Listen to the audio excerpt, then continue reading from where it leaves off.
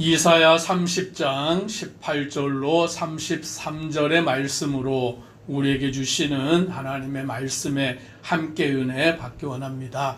하나님께서는 이사야 선지자를 통하여서 하나님을 의지하지 않고 하나님께 기도하지 아니하고 애굽을 의지하여 나아가는 그 백성들이 애굽에게 수치를 당하고 오늘 그들이 심판을 받을 것임을 말씀하셨습니다.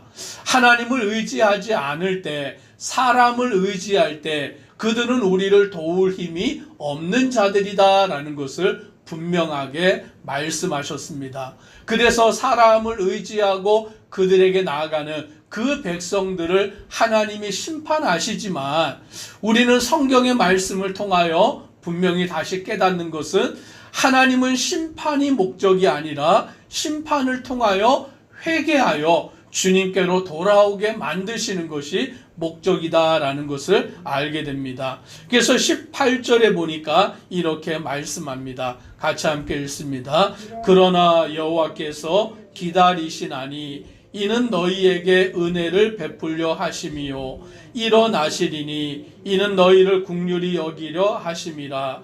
대저 여호와는 정의의 하나님이심이라. 그를 기다리는 자마다 복이 있도다. 아멘. 그러나 오늘 하나님을 의지하지 않고 사람들을 의지하고 그들을 향하여 나가는 그들을 심판하시지만 그러나 여호와께서 기다리신다라고 말씀합니다. 오늘 그 백성들이 회개하고 돌아오기를, 하나님을 의지하고 주님께 나오기를 기다리시는 하나님, 탕자를 기다리는 그 아버지의 모습과 같이 그 백성들이 하나님만 의지하고 하나님께로 나오기를 기다리시는 하나님의 모습을 보여주고 있는 것입니다. 그래서 하나님은 너희에게 은혜를 베풀려 하심이고 일어나시는 것은 너희를 긍휼히 여기려 하심이라 라고 말씀하여 주고 있습니다. 그래서 18절의 마지막 절에 보니까 그를 기다리는 자마다 복이 있도다 라고 말씀합니다. 즉 하나님을 기다리는 자가 복이 있다. 다시 말하면 우리가 하나님 앞에 나아가 기도하고 하나님의 응답을 기다릴 때에 하나님은 반드시 응답하시고 반드시 우리를 찾아와 만나 주신다라고 말씀하시는 것입니다. 그러므로 우리는 하나님께로 돌아오는 자가 되어야 되고 하나님을 찾는 자가 되어야 되고 하나님을 기다리는 자가 되어야 되고 주님의 은혜 안에 나아가는 성도가 되어야 될 줄 믿습니다. 그래서 하나님은 우리에게 부르짖는 자에게 응답하여 주시고 또 우리가 이 땅에서 환난의 떡과 고생의 물을 마실 수밖에 없지만 오늘 우리에게 스승을 주셔서 즉 우리를 바른 길로 인도하시는 분을 우리에게 보여주신다라고 말씀합니다. 21절을 같이 읽습니다. 너희가 오른쪽으로 치우치든지 왼쪽으로 치우치든지 내 뒤에서 말소리가 내 귀에 들려 이르기를 이것이 바른 길이니 너희는 이리로 가라 할 것이며. 오늘 여기 보니까 오른쪽으로 치우치든지 왼쪽으로 치우치든지 뒤에서 말소리가 들렸다라는 거예요. 말소리가 들리기를 이 길로 가라, 이 길이 바른 길이다 라고 그렇게 뒤에서 말하여 준다라는 거예요. 이것은 무엇을 말하냐면 그 양떼들, 이 팔레스타인에서는 양을 치는 목축업이 발달했는데 양을 이렇게 풀어 놓으면 양들이 어떻게 하냐면 막 제갈 길로 가는 거예요. 자기가 가고 싶은 대로 이리로 가기도 하고 저리로 가기도 하고 양들이 막 이리저리 우왕좌왕 갈 때에 목자가 어떻게 하냐면 뒤에서 소리를 내는 거예요. 양들이 알아들을 수 있도록 소리를 내서 오른쪽이나 왼쪽이나 그 치우치는 양들을 바른 길로 가도록 목자가 뒤에서 이렇게 소리를 내면 양들이 다른 길로 갔다가 돌아오는 것이죠. 그와 같은 일을 통하여서 목자가 양들을 바른 길로 그렇게 이끄는데 오늘 그것을 말씀해 주고 있는 거예요. 그 이스라엘 백성들이 오른쪽으로 치우치기도 하고 왼쪽으로 치우치기도 하고 갈 길을 알지 못하여서 그리 방황할 때에 우리의 목자가 되신 예수님께서 뒤에서 말씀하시면 오늘 우리가 그 말씀을 들을 때에 바른 길로 나아가게 되는 줄 믿습니다. 그래서 저와 우리 성도님들도 세상을 살아갈 때에 이리저리 방황할 수밖에 없는데 그때 무엇을 붙들어야 되느냐? 하나님의 말씀만 붙들기를 주님의 이름으로 축복합니다. 하나님의 말씀을 붙들면 방황하다가도 갈 길을 알지 못하여서 이리저리 방황하다가도 주의 말씀을 들을 때에 그 말씀을 읽을 때에 우리는 바른 길을 찾아가는 자가 되게 되는 줄 믿습니다. 그래서 이스라엘 백성들은 우상들을 깨트려 버리는 자가 되어서 예전에는 우상을 섬기는 자가 되었는데 우상을 따르는 자가 되었는데 이제는 우상을 깨트려 버리는 자가 되어서 오직 하나님만을 섬기는 자가 되는 줄 믿습니다. 그러면 하나님이 그들에게 복을 주시는데 23절부터 26절까지 어떤 복을 주시느냐? 내가 땅에 뿌린 종자에 주께서 비를 주사 땅이 먹을 것을 내며 곡식이 풍성하고 기름지게 하실 것이며 그날에 내 가축이 광활한 목장에서 먹을 것이며 라고 말씀합니다. 풍성한 복을 주신다라는 거예요. 씨를 뿌릴 때 하나님께서 비도 주시고 햇볕도 주셔서 그 곡식이 잘 자라나 풍성한 열매를 맺게 하시고 또 그 가축들이 광활한 목장에서 먹어서 가축의 수가 많아지게 하는, 그래서 이스라엘 백성들은 양식이 풍성하여서 배를 곪지 않는, 배고픔을 느끼지 아니하는 그 풍족한 은혜를 누리게 하시는 복을 받게 된다라고 말씀합니다. 우리나라도 옛날에는 얼마나 가난해서 보릿고개도 지나가고 먹을 양식이 없어서 막 고생했던 적이 불과 얼마 전의 일이잖아요. 그런데 하나님의 은혜 안에서 하나님을 믿는 백성이 되고 주를 섬기는 백성들이 될 때 하나님이 이 나라에 얼마나 복을 많이 내어 부어주셨습니까? 그래서 지금 우리는 굶지 않잖아요. 먹을 것이 넘쳐나잖아요. 풍족한 은혜 안에 살아가잖아요. 우리는 이것이 다 하나님이 주신 은혜다라는 것을 아는 지혜가 있어야 되는 것입니다. 우리 가운데 베풀어 주신 그 풍성한 은혜, 그 넘치는 은혜, 그 시내가 흐르고 모든 것이 막 풍족함으로 나아갈 때에 우리는 감사하는 자가 되어야 될 줄 믿습니다. 이스라엘 백성들이 광야를 지날 때 하나님이 그들에게 하늘에서 만나를 내려주시고 마실 물이 없을 때 반석에서 물이 나오게 하시고 고기가 없을 때 하늘에서 메추라기 떼를 보내어 주시고 일용할 양식을 그들에게 부어 주신 거예요.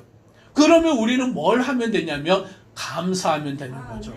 이 모든 것이 하나님의 은혜입니다라고 알고 기뻐하며 살아가면 되는 줄 믿습니다. 이제 하나님께서는 무슨 일을 또 행하시느냐? 27절을 같이 함께 읽습니다.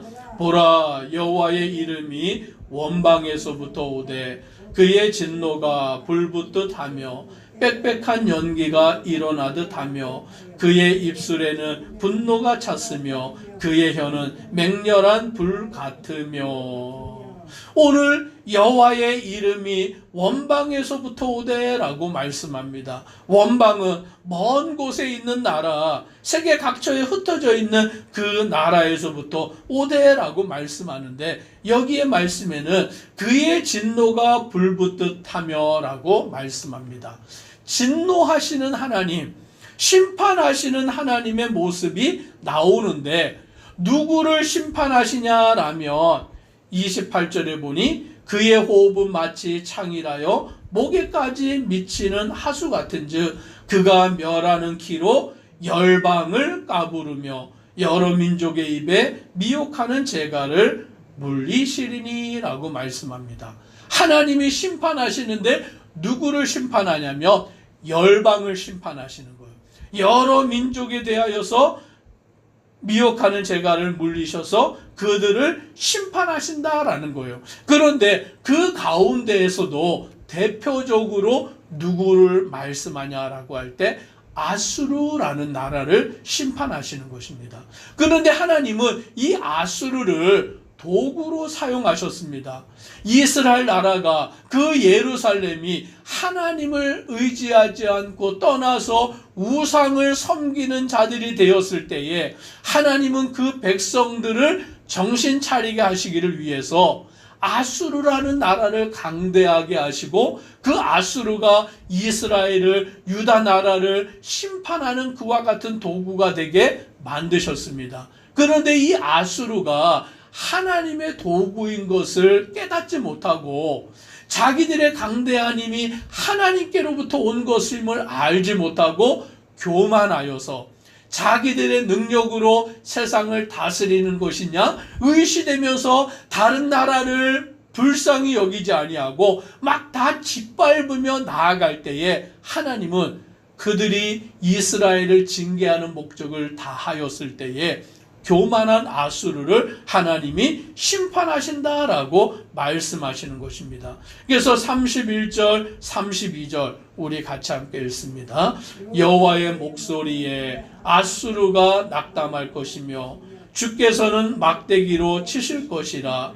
여호와께서 예정하신 몽둥이를 아수르 위에 더하실 때마다 소고를 치며 수금을 탈 것이며 그는 전쟁 때에 팔을 들어 그들을 치시리라. 아멘. 오늘 하나님께서 이 아수르를 치심으로 인하여서 그 아수르는 멸망을 당할 수밖에 없고 자기들의 강대한 힘, 자기들이 세상을 다스리는 그와 같은 능력 있는 나라인 것을 자랑하였지만 하나님은 몽둥이로 그들을 치셔서 그들을 심판하시고 멸하신다라고 말씀하시는 것을 보게 됩니다. 오늘 이스라엘 백성들은 아수르가 두려워서 아수르를 대적하기 위해서 애굽에 사신을 보내, 애굽에 재물을 보내, 애굽에게 우리를 도와달라라고 요청을 했는데 하나님은 애굽 의지하지 말아라. 애굽은 아무 힘도 없다라고 말씀하셨고 오늘 이 아수르도 하나님이 사용하시는 도구에 불과하고 하나님께서 그들을 몽둥이로 치셔서 심판하신다라고 말씀하시는 것입니다. 그러니 이스라엘 백성들은 누구를 의지해야 하냐면 아수르가 아니고 애굽이 아니고 오직 여호와 하나님 한 분이신 줄 믿습니다. 저와 우리 성도님들도 이 세상을 살아가실 때에 사람을 의지하는 것이 아니라 물질을 의지하는 것이 아니라 도울 힘이 없는 인생을 의지하는 것이 아니라 오직 하나님만을 의지하는 믿음의 성도 되기를 주의 이름으로 축복합니다. 기도드리겠습니다. 사랑의 하나님, 이스라엘 백성들이 어리석어서 사람을 의지했습니다. 아수르가 두려워서 애굽을 의지했습니다. 그러나 하나님은 애굽은 아무것도 아니다. 너희가 애굽을 의지하지만 애굽은 수치를 당할 수밖에 없다라고 말씀하십니다. 그리고 하나님은 이스라엘을 징계하시지만 그들을 징계하시는 목적은 심판이 아니라 회복인 것입니다. 하나님이 그들을 기다리시고 그들이 돌아오기만을 원하시는 그 모습을 보이시며 주님께 돌아올 때에 주님께서는 그들에게 은혜를 베푸시고 그들이 두려워했던 아수르를 한순간에 심판하여 멸하시는 것을 보게 됩니다. 오늘 우리는 사람을 두려워하거나 사람을 의지하는 자가 아니라 오직 하나님만을 믿고 의지하여 나아가는 믿음의 성도 되도록 은혜 더하여 주옵소서. 예수님 이름으로 기도드리옵나이다. 아멘.